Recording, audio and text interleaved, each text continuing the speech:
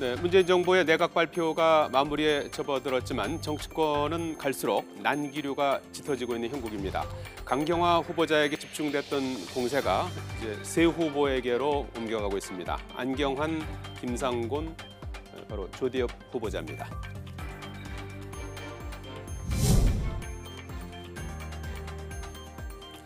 문재인 정부 초대 법무부 장관 후보자로 지명된 안경환 서울대 명예교수는 이딴 의혹과 추문으로 사면 초과에 직면했습니다. 오늘 하루 나라 전체를 뜨겁게 달군 안 후보자의 새로운 논란.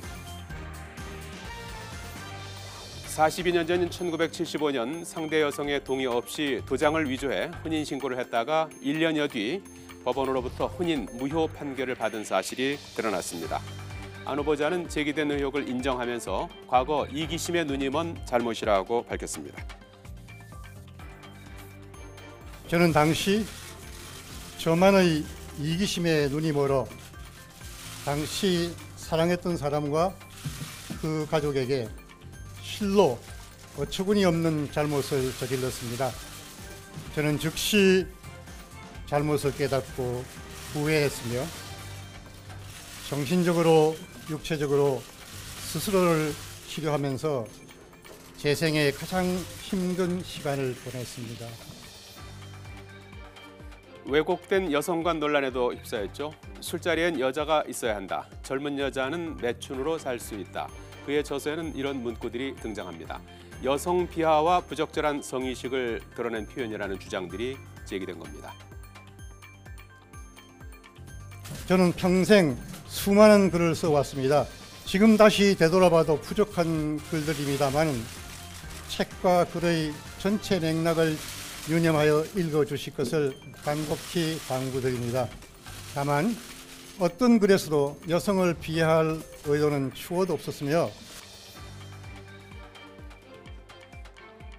안 후보자가 해명한 또 다른 의혹들, 과거 퇴학 위기에 놓였던 고등학생 아들을 위해 학교에 영향력을 행사해 구제했다는 의혹에 대해서는 부당한 영향력을 행사한 적은 결코 없다고 해명했습니다.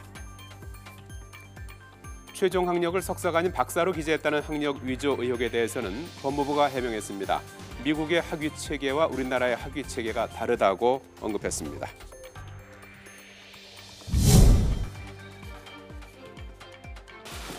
나중에 청문회 때 말씀드릴게요. 혁신의 대부 김상곤 사회부총리 겸 교육부 장관 후보자 또한 여러 의혹에 휩싸였습니다. 박사학위 논문 표절과 논문 중복 게재 의혹과 함께 경기교육감으로 재직할 당시 비서실장이 뇌물을 받아 일부를 김 후보자의 업무 추진비로 사용했다는 의혹입니다. 박사학위 논문 표절과 논문 중복 게재 의혹을 받고 있는 김상곤 후보자, 11년 만에 자신의 발언이 부메랑으로 돌아온 상황을 맞았습니다. 지난 2006년 김 후보자는 논문 표절과 중복 게재 논란에 휩싸였던 당시 김병준 교육부총리에게 즉각 사퇴하라는 성명서를 낸 것으로 밝혀졌는데요.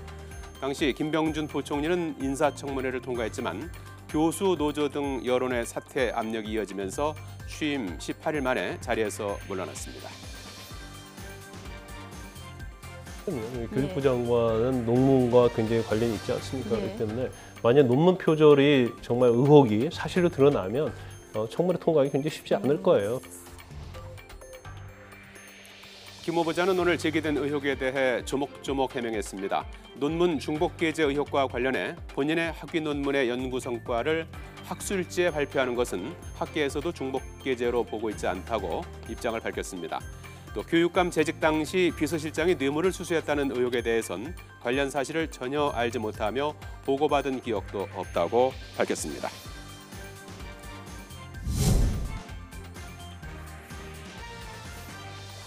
조대엽 고용노동부 장관 후보자 역시 음주운전 전력과 거짓 해명 논란에 이어서 노동 관련 논문을 단 한 건도 발표하지 않은 것으로 드러나 자질 논란도 불거졌습니다.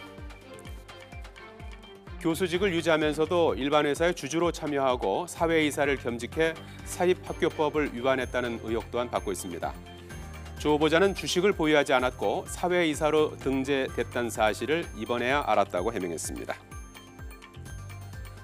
문재인 정부의 초기 내각을 구성할 인사청문 전국 좀처럼 풀리질 않고 있습니다. 맑음일지 소나기일지 의혹이 증폭되는 안경환, 김상곤, 조대엽 세 사람의 청문 전국 기상도에 관심이 쏠리고 있습니다.